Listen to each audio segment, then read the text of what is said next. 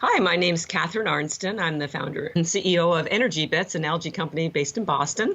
And I'm here delightfully speaking with Derek Champagne at the Business Leadership Series about my journey and hope to inspire other entrepreneurs. Welcome to the Business Leadership Series, where we engage with leaders who are making an impact on their worlds and who want to share their knowledge and experience for your personal and professional growth. The following interview is designed to inspire you to become the best leader you can be. Your host, Derek Champagne, is the founder and CEO of The Artist Evolution, a full-service agency building successful brands, marketing tools, and campaigns, and also the author of the best-selling book, Don't Buy a Duck. And now, let's begin today's Leadership Series interview. Welcome to the Business Leadership Series, where our goal is to inspire you to become the best leader that you can be. As always, we have an awesome guest with us today. First, I want to take just a second and talk about our ChampagneMarketingCourses.com. We've got a really cool promotion going this month. So if you haven't started your 2018 marketing plan yet, now's the time. We've got this really cool do-it-yourself approach. Valerie and I, my wife, we put together 40 videos, 20 worksheets, and even a plan template. This month, in November, we're partnered with Villy Customs. You saw them on Shark Tank. They got a deal with Mark and Barbara, and they've got these really cool cruiser bikes. We're excited that for every single course that we sell, we're giving away a free cruiser bike. These things are awesome. So you buy an online course, you get a free bike just in time for the holidays. Get yourself your 2018 marketing plan template, and at the same time, get a gift. Check it off the list for somebody that you love. They'll love the gift. Again, that's ChampagneMarketingCourses.com and /Villy Customs. Our guest today, Catharine Arnston. She is the founder and CEO of ENERGYbits, and she is a Shark Tank veteran. We're super excited. She's got a really cool journey.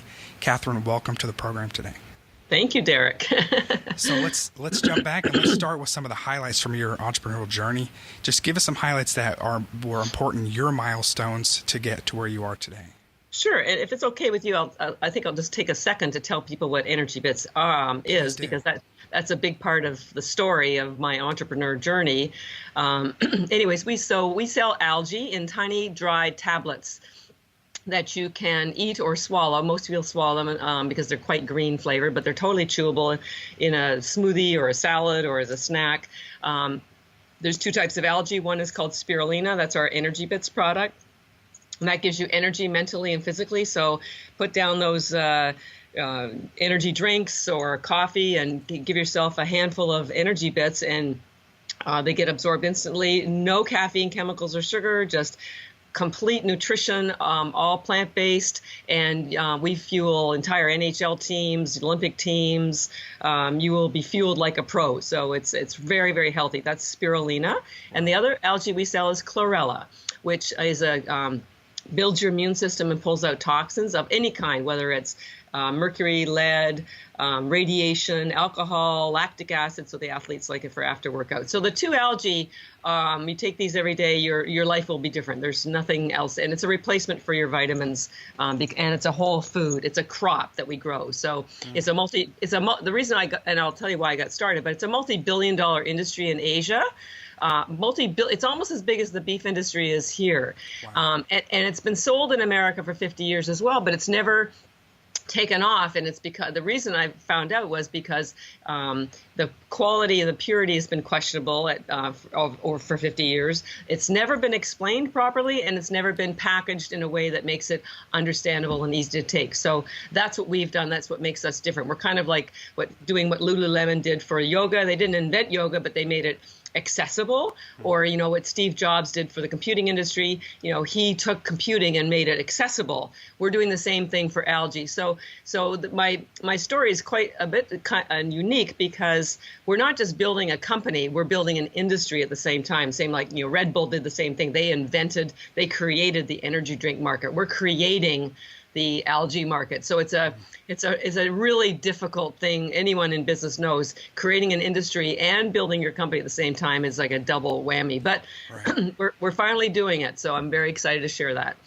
That's I can't wait to dig into that more, because we study a lot of category kings, and for you to be paving the way and creating your own category and building this product at the same time is that's got to be an interesting adventure.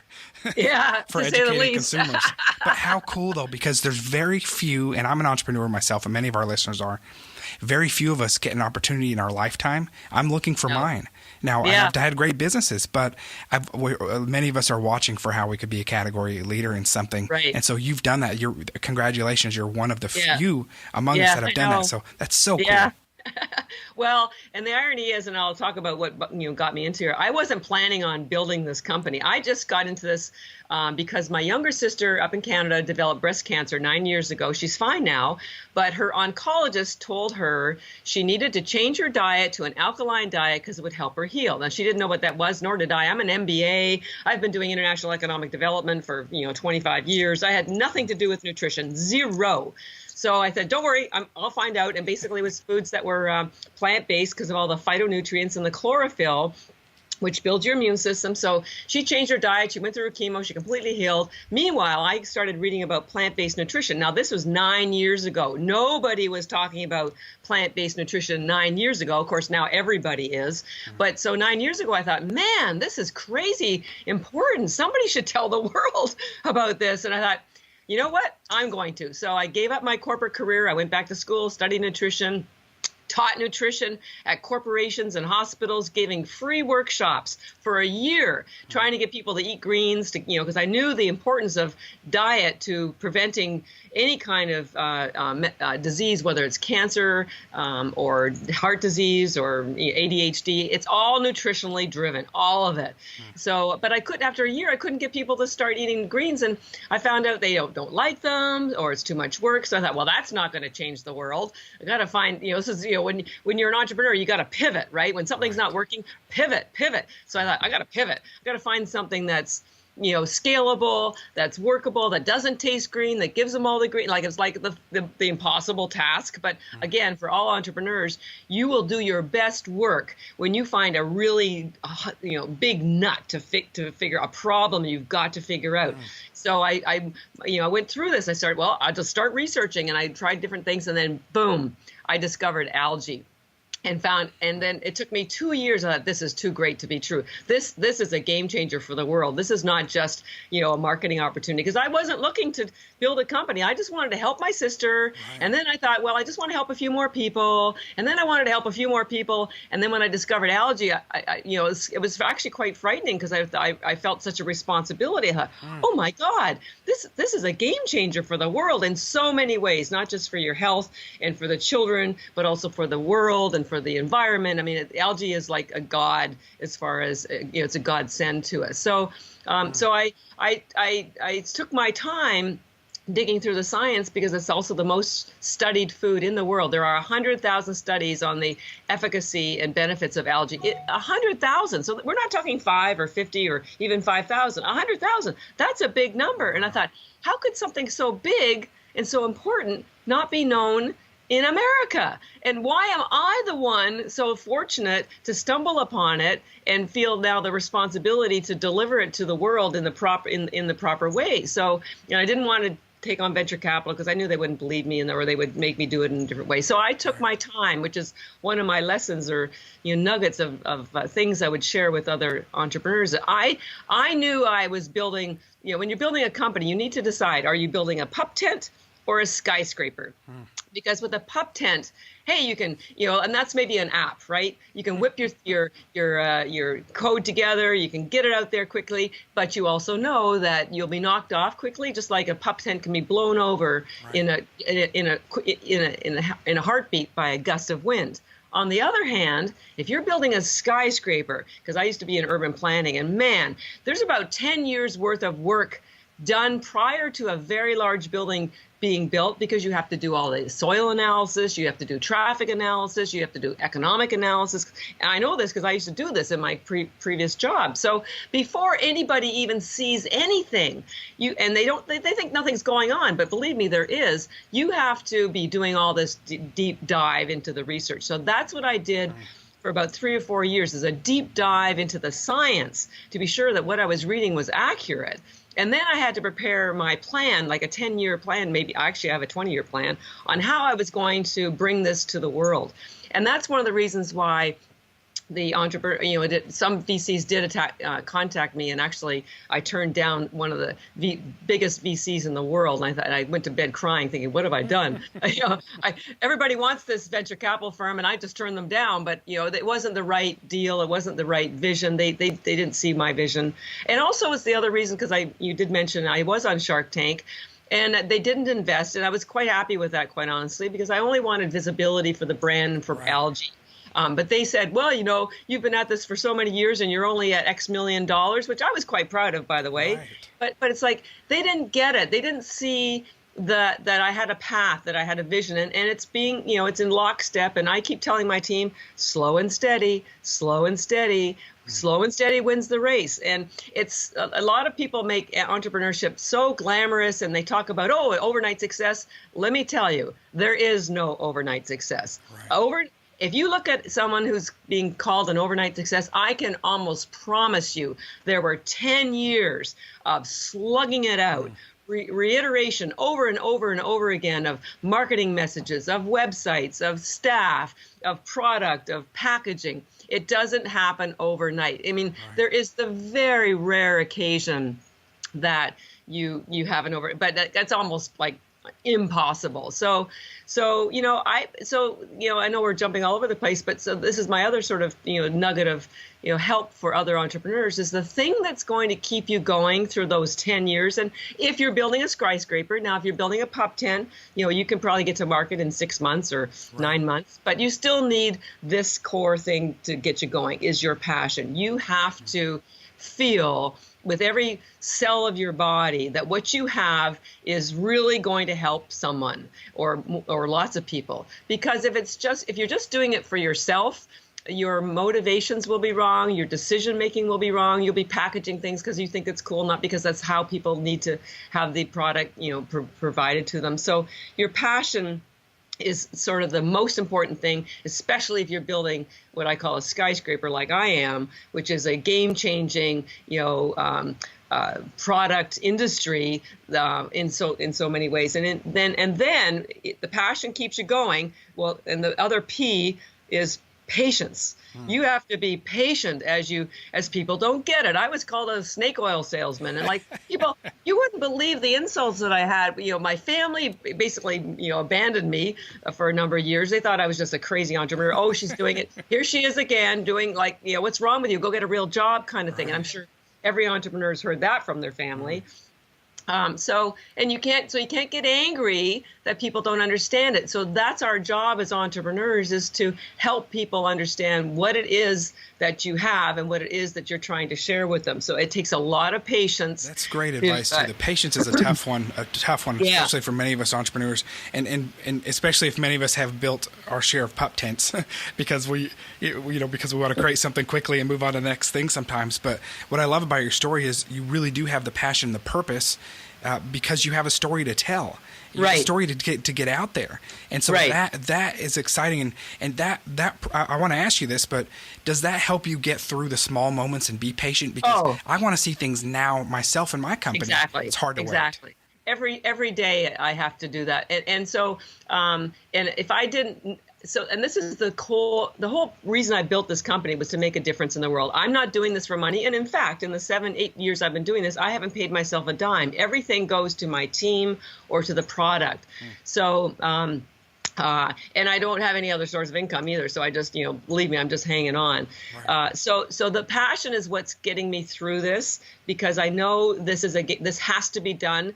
There's food shortages. All the predictions are talking about food shortages in the coming years. The people's illness, there's so much illness, and it's all because of nutritional deficiency. And algae is pretty much the last stand. So I know. It's like when you walk by someone drowning in a pool, do you jump in to help them? So here I am sitting with all this knowledge, because remember, now I've been researching algae for 7 years. I'm probably the most informed person about algae. Who knew I would become an algae expert, you right? Didn't think you would know that much about algae, did you? Yeah, it's crazy. I mean, I'm just a classically trained MBA. I just wanted to go and do my business stuff until I started doing this, and then it's like having my sister get sick changed everything. Yeah, but then the other switch occurs, because you've got that passion and you've got that patience. patience. And all of us entrepreneurs, I think we have ADHD. They always talk about this shiny object, and we always do want to move fast and get it happening. And this is where you have another pivot moment. And it's very hard for most entrepreneurs, because I know I've struggled with this myself. You have to change from being an entrepreneur to being a leader. Mm-hmm. And that's a different set of characteristics, because entrepreneurs, you've got this passion, you're working, like I work 16 hours a day. I'm still up at 1 o'clock trying to figure out a little bit more of science about why algae does certain things. But to grow your company, to be a real impact, you can't do it alone. You have to have a team. Mm-hmm. And so a leader is needed for the team. The team looks to you for guidance. They look to you for stability. They look to you for education. They look to you for making it easy for them to do their job. And you, as a leader, you have to learn to delegate, which is completely opposite to being an entrepreneur. Entrepreneurs, we do everything, right? Because that's what we do. We want to know everything, and so you have to learn to let go. And I've finally been able to just recently make that switch, and it's been very difficult. But now that I'm in the leader's seat instead of the entrepreneur's seat, I'm comfortable. I'm hiring more people. I'm helping them to take on things that I used to do and handing things off. But it's a struggle, and that's why a lot of entrepreneurs never get to the next level, because they're uncomfortable giving that up, because it's their baby. Believe me, I have people come into my office and they chuckle, because most people, I'm single and I don't have children, but most people have pictures of their kids on their shelf in their office, right? Here's, John and Billy and maybe your wife or husband or whatever. Me, I have my tins of my algae. I have my packaging on my shelf. They're my babies. Right. They're my children. I love that you're bringing this up. And as business owners, as entrepreneurs, we can all relate. And I often share my story. The reason we're even doing this podcast, that I started it, is I woke up a few years ago, and I've always been an entrepreneur my whole adult life, and even before that. And I basically woke up one day and looked around and went, uh-oh, I'm a leader. And number two, I'm an unintentional leader. And that said, on my quest for the last few years. And so I love that you're bringing that up. And if you're not able to let go and delegate, you're not going to go to the next step. Exactly. But entrepreneurs, the way we're wired is, and I share this often, is I like to take the heavy object, put it on my back, and carry it up the hill and go, look what I did. That's part of the fun. And so to be able to have help and get help is a big deal. What other lessons have you learned about leadership and about delegating, or about having others around you to help you? Well, I've also realized, I just talked about passion and we talked about patience. The third P is purposeful planning. So, you can have all the passion in the world, but if you can't execute properly and put together a strategic plan so you understand, because yes, it may be a big mystery for you about how someone becomes successful, but if you break it down into bite-sized pieces, and this is part about being a leader, you need to give your team bite-sized projects so that they can feel the satisfaction of accomplishment, just like, because your satisfaction will come from the accomplishment of the entire company. It's not going to be just carrying that rock. It's about seeing the pile of rocks that your team have carried for you. And the more rocks they're carrying for you, the bigger your mountain, and the more that you can be seen, because the mountain is high, right? So it's giving people those small projects and then recognizing them for what they've done for you and for the team. So I've had to learn to take pride in offloading. I used to take pride in onloading projects. Now I take pride in offloading. Oh, look I gave that away to somebody. Fantastic. The other thing is, my job is to try to help the team feel a part of the team. So, I've been doing this slow and steady. So, the irony is, and to weather the difficult periods. So every entrepreneur, you're up one day and you're down one day. You're up one day, and sometimes those ups are the up can be 6 months, and then you're down for 6 months. So about 3 years ago, we won an award called 50 on Fire here in Boston. They identify the fastest growing companies in different industries, and so we won in the food category, and that was because we were growing so quickly. So there was a downside to winning that. We got a lot of visibility. And at the time, I had all my team members on the website with their name and their photo. Well, guess what? they all got hired away because we got all this, Right. we got all this visibility. It's like, Right. whoa, that wasn't supposed to happen. I was supposed to benefit from. So it was crazy. So I did two things after that. I took everybody off the website, other than me, because nobody can hire me away. But the other thing was, I realized we were growing so fast and we didn't have any systems in place. We hadn't written procedures, and like, what entrepreneur likes to write that kind of stuff, right? That's boring corporate stuff. But you know what? You're not going to grow if you don't have systems. So for an entire year after winning that award, because everybody was hired away, there was just one. I had one team member and me. That was it. It was embarrassing because we were on this, super high growth spurt, and then everything kind of crashed. But I thought, if I don't write systems and the manuals and the procedures and get everything, all the boring stuff done, we will not be able to take the next growth spurt and let it keep riding. So it was humbling. I went from a big team down to one for an entire year, but then I did it. And then guess what? At the end of that year, I won a national award from Entrepreneur magazine. And they flew me out to California and they gave me $15,000. And so I thought, okay. And we had, our sales had dropped that year, but nonetheless, somehow we got noticed. So that was kind of cool. And then we started growing again. But this time we had the systems in place so that we could capture it. And then that's when I applied to Shark Tank. And so last year we were on Shark Tank and we got aired twice.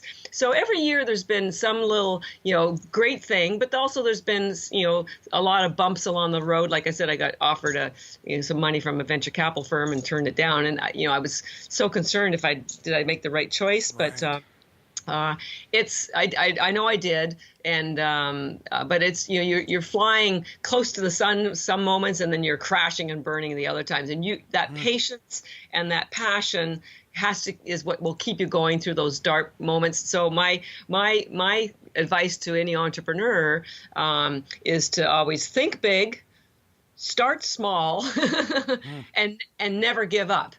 But then also along the way, know when you have to pivot and move from being an entrepreneur to being a leader, because they require different kinds of activities, and you can take as much pride in both areas. It's very, very scary. I mean, and here's the thing. I started my company with not a dime, literally. In fact, in the process, it is what it is. I declared bankruptcy. I was in foreclosure for 3 years, and I had my car repossessed. I had not a nickel to my name, but I decided that this was too important not to do. So I would go get a job handing out, literally. I would hand out flyers on a street corner to earn $50 so I could buy, a bunch more labels for my tins. Like, seriously, I am as bootstrapped as you can ever get. Like, I had negative because I was in bankruptcy. So no credit cards, right? I couldn't run a credit card because I still don't have any, because it takes 10 years after your bankruptcy to get credit cards. So when an entrepreneur says, I don't have the money to do this, that doesn't cut it. I didn't have the money to do it either, but I had currency, and my currency was passion and a desire to make a difference in the world. And I'm not going to be satisfied until pretty much everybody in the world is taking algae every day. It's grown in third world countries to feed themselves. It's in kids' lunches at schools. It's at nursing homes instead of washed out food. And we're doing it in a way that makes it. We're taking the weirdness out of algae. Our packaging is fun. It's very portable. We have little tins. We have single servings. We're kind of sexing algae up, sort of, like what I did, I said, Steve Jobs did for the computing industry. He understood the importance of design to make something very complicated, easy to understand and easy to use. And that was his brilliance. And Lululemon did the same thing for yoga. Yoga had been around for thousands of years, but they added some style to it and made it, not so weird. So we're doing the same thing for algae, and we're the first company in the world to do this. And we're slowly, finally getting accepted and understood and seen. And I won't rest until, this is a mainstream product. Maybe we'll do an IPO in 6 or 7 years. But, I'm building a skyscraper. I'm building $1 billion company. I know I can do it. Most people didn't think I could do it, but I knew I could do it. But I'm doing it to be an influence. Because when we are that big company, we can donate money back to organizations that are feeding other people or helping people be healthy and helping with education about the importance of nutrition for, productivity and for health and for happiness. It's just, so that's why I want to be big. It's not so I can go buy myself an island and retire. I have no desire, I'm going to do this for the rest of my life. I love your story. First of all, again, thank you for being so honest and open. Most of us can relate. I can really relate. We just celebrated 10 years. So we're looking at, we hit 10 years and now we're going, what does the next 5 and the next 10 look like? And for you to have, and we've had our ups and downs like every entrepreneur, and I've had some businesses that have failed, as many listening have, and others that have done well, but your passion, your patience, your purposeful planning, and being willing to pivot, all those P's are amazing. And, the biggest thing, though, that stands out to me that's gotten you through this is your purpose. You really understand what you're doing. That to me is the biggest P that I'm seeing here when I go, why do I, if I go down to one employee and I've had all these big things happen, it goes down to this one point. A lot of people stop at that time, and it doesn't make it wrong that they stopped. It means that they had a different purpose or they were looking for their purpose next. But yours is so clear, and you see that you see the skyscraper, you see what you're building, that for you, the pivot makes sense each time to continue going towards that purpose. And I love that story, and that's so powerful. I hope our listeners really get the value that I am out of that as well. So I think I'm getting the answer to this, but what does success look like to you? Well, sort of what I said is when algae is no longer considered. Well, right now it's just not known, or if it is known, it's considered, I hate to say it, pond scum. Something that you got to get rid of. Right. But let me tell you, your listeners, a few things about algae. It was the first plant life on Earth 3.5 billion years ago. It was here a lot earlier than we were. It provides 80% of the oxygen on Earth, so we should be very grateful for it. You get 100 times more protein per acre than you do from cattle ranching, and it uses 1/10 of the water of any other crop. So, and it kills bacteria while it's growing. In fact, most people won't even realize this, but almost every water treatment city water treatment plant uses algae in the treatment of water because it kills bacteria. So what does my end goal look like? Where algae is, and in Japan, for example, they don't take vitamins. They just don't exist. They take algae every day. And by the way, they have the lowest rate of breast cancer in the world. So they take mostly chlorella, but also spirulina. So my end game is when, it could be 20 years. I want to grow it. We import ours from Taiwan, which is the highest standard for algae in the world. It's sort of like, Kobe beef is the highest standard. Well, Taiwan is the highest standard. So I want to be growing it here in America. I have visions of me going through all my algae farm on my tractor or whatever, and maybe my Milano Blahnik shoes or something. But I'm making I want to make nutrition fun and not boring. And I want algae to be the cornerstone for that. I want to grow it here. I want everybody taking it because it will improve everyone's health. We have people whose cancer's gone into remission. Their kids don't have ADHD. They're no longer diabetic. They're winning races that they're 70 years old. The stuff that this does is incredible. And it's all just from good, solid nutrition, which hasn't been, watered down because of, toxins or chemicals or whatever. So it's just pure nutrition. It doesn't get any purer than algae. So that's my goal, that we can stop people getting sick because they're getting nutrition, that we're growing it here, that it's considered as normal as an iPhone. We're a leading light in the nutrition community and certainly the algae community. As I said, maybe even an IPO, but that's not, I just want the company to grow so we can do great things. You've got an amazing story. I want to share more about your product in just a minute, where our listeners can find you, but give us any final parting advice that you want to share with us for that person out there that is looking for their purpose or their passion, or that maybe is kind of on the fence and going, I think I might be able to change the world or solve a problem here. Where do I even start? Because you're just like anybody else, but you got up and you went and did it. You're a smart person. You have the background in business, and that's what I've seen, a lot of themes or running threads. I'm out of my league starting the businesses I have, but I knew I wanted to do it, and you're doing something great. So give us some final advice to our listeners? Well, there's a couple of things. Sorry, my other phone. Your purpose and your especially your purpose, will not come to you in most cases in a lightning bolt. You have to be quiet, and you have to just be observant of what makes you happy, what really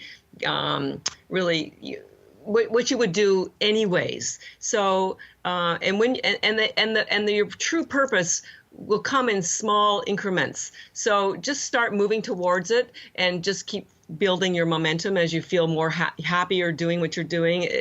It's about listening to your soul, listening to that quiet voice inside, and it doesn't have to be big. I just happen to be one of these people that likes to build skyscrapers. So if you want to service the fire station in your community with either better clothes or what, it doesn't matter what it is. You don't have to be big. Just be purposeful. Listen to your happiness. You don't buy happiness. It comes from inside, and so that's number one. Number two is, don't get frustrated with the rest of the world when they don't see what you're trying to do. And because that was one of my frustrations, and I finally figured out why. A great analogy. So if most of your listeners have probably at some point in their life done a puzzle, right? So when you buy the puzzle, you have the picture on the box of the puzzle. So you know very much what you're building. But you take those pieces of the puzzle, you dump them out on a table, and now it's a big mess. There's all these little odds and ends and whatever. And somebody walks by and you say, hey, would you like to help me? They look at the big pile and they go, well, what's that? Well, and you're saying, well, can't you see it?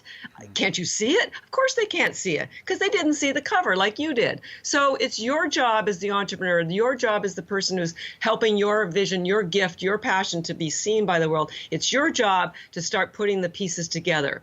And maybe a little later, people walk by and they see a little bit of something. They can't still quite figure out what it is that you're doing, but give it time. And then as you start putting more and more of the pieces together, the picture emerges. And when you're 2/3 of the way through, that's when people will finally get what it is that you're doing. And that's when you probably will be able to attract money and staff and all the other pieces that you need to really ramp up what it is that you're doing. But don't get frustrated with, because I went through this. I thought, can't you see this? Can't you see how important this is to the world? But then I realized, no, they can't see it because they didn't buy the box. They didn't buy the puzzle. So my job is to put the pieces together so that the rest of the world can start to see what it is that I'm building. And we're getting closer to that point. So that's my little tip. Wow, that was amazing. I can't think of a better way for us to end today than with that amazing advice you shared. Wow, that's the best analogy I've heard to describe what that's like. Thank you. Yeah. So how do we find your product? Sure. Well, we sell online at ENERGYbits.com, ENERGY, B for boy, I, T for Tom, S.com. And you can buy large bags for they have 1,000 tablets in them. They're normally $120, but we have a discount code BITS, B for boy, I, T for Tom, S, BITS. We'll give you 20% off. So you can buy them online in large bags, or you can also go to Amazon. We sell them in bags. We also sell them in single servings. So if you just want to try one, you can buy a 2 set of single servings for $8 on Amazon. And then we also have a button on our homepage, the ENERGYbits.com, where you can find maybe a practitioner or a doctor or a nutritionist. We sell mostly through wellness professionals, although we're starting to add retailers. But you can click on that button and see if there's a retailer or a professional near you that you can buy the single servings from, or boxes of the single servings. When you buy a bag, by the way, you get a little travel tin that's inside the bag. That way you can put your bag of algae in the fridge because there's no preservatives, so we like it to stay fresh. And then you can just fill up your tin every day to take to work or to take to the gym. Or the other convenient way is to buy them already pre-packed in the single servings from Amazon or from your practitioner. So yeah. Very cool. Catharine, again, thank you so much. Catharine Arnston, our guest, founder and CEO of ENERGYbits. You can go to Amazon or you can go to ENERGYbits.com. She's got a 20% discount with that code BITS.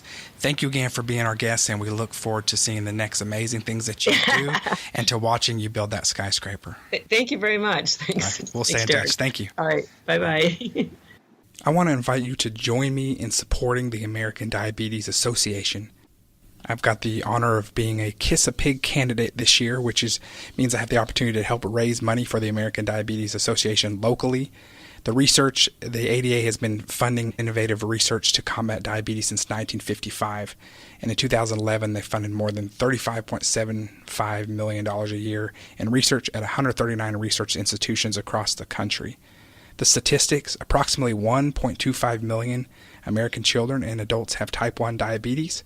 As many as 1 in 3 American adults will have diabetes in 2050 if present trends continue.